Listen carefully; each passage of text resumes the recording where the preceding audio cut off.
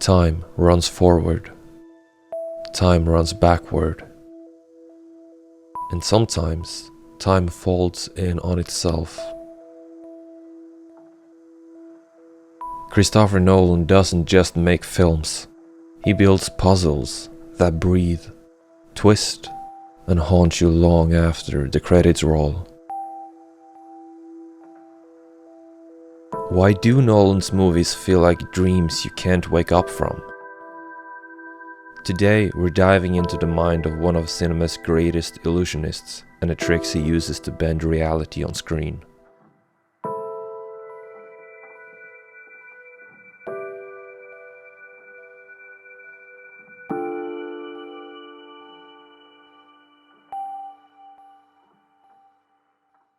My life is like a Christopher Nolan movie. I don't really understand what's going on. What would you tell him or her? I'd say don't try to understand it, just feel it. Most directors will tell you a story. Nolan dares you to solve one. He doesn't just start at point A and end at point B.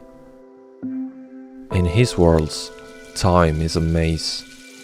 Memory is unreliable.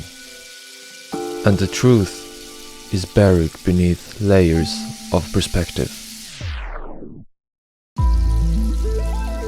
By breaking chronology, sometimes playing events forward and backward at once, Nolan forces us to experience the story the way his characters do. Confused, desperate, searching for the missing piece. Nolan's storytelling is rarely in a straight line. Out of the 12 feature films he has directed, these 10 deliberately bend, fracture, or completely scramble chronology. From the reversed scenes of Memento, to the interwoven timelines of Dunkirk, and the inverted physics of Tenet. Nolan doesn't just tell a story, he re-engineers how we experience time itself, forcing the audience to become an active participant in piecing the narrative together.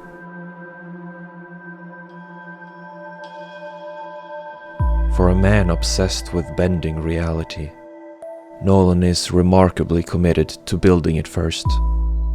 In an age where most filmmakers lean on green screens, Nolan is crashing real 747s, flipping 18-wheelers, and shooting in actual glaciers. He understands something simple. The audience knows when something is real and when it's just pixels. That's why his films feel different. The air in Dunkirk is heavy with salt and smoke.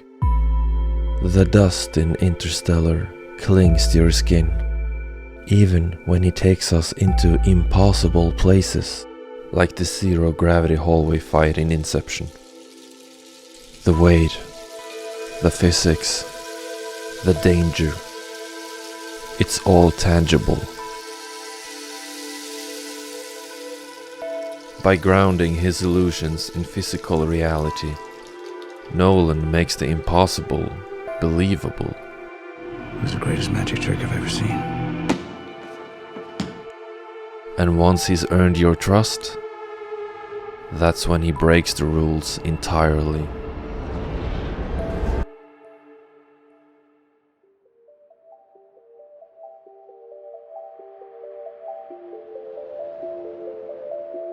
If Nolan's visuals build the dream, his sound makes you feel it. Listen closely, and you'll hear the heartbeat of his stories. Sometimes, literally. A ticking watch in Dunkirk was recorded from his own pocket watch. The organ in Interstellar wasn't just music. It was the sound of infinity pressing down on Cooper's choices. And in Inception, this now iconic sound was not a sound effect. It's just a dream, then why are you... It was this classical song slowed down to match the dream's time dilation.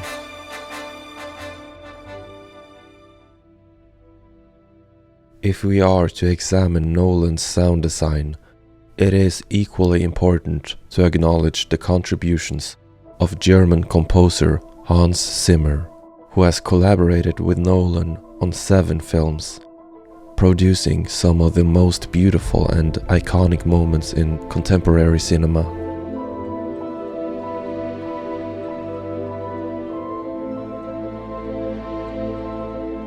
Their partnership has redefined the relationship between image and sound in modern filmmaking.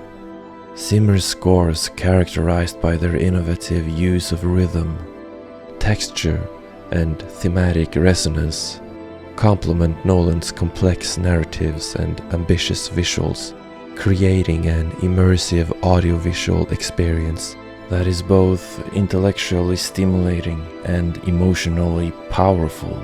Together, they have established a distinctive cinematic language in which sound is not merely an accompaniment to image, but an integral part of the storytelling itself. They turn sound into a weapon, building tension until it's almost unbearable. The constant hum, the rising pitch, the walls of sound, pulling you deeper into the moment. They blur the line between score and environment. Even silence is intentional. In Tenet, muffled voices force you into the protagonist's confusion. In The Dark Knight, the Joker's pencil trick lands in a jarring, soundless beat. The absence of sound hits harder than the explosion that follows. It's not just about hearing the film, it's about feeling time run out.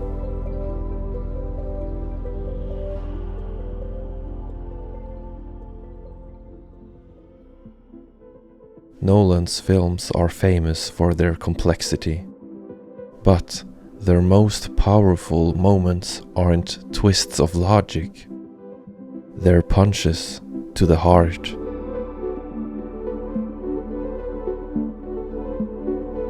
He builds labyrinths of time, identity, and perception, but right there, at the center, there's always a single, human truth waiting to hit you.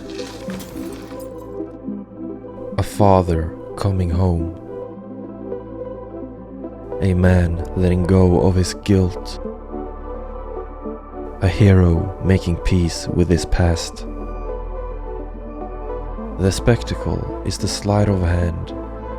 The emotion is the reveal. That is why Nolan's worlds haunt you. You think you're there for the puzzle, but you leave carrying the people inside it. Christopher Nolan doesn't just tell stories. He builds worlds where time bends, reality fractures, and truth hides in plain sight. But the real magic, he makes us care enough to follow him through the maze. Maybe that is why his films feel like dreams you can't wake up from. They end, but they don't let you go.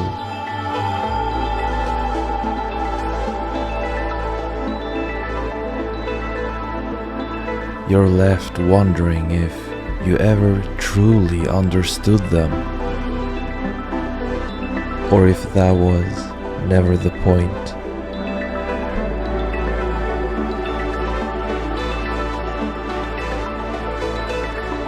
Because in Nolan's worlds, sometimes the only way to know the truth is to keep dreaming.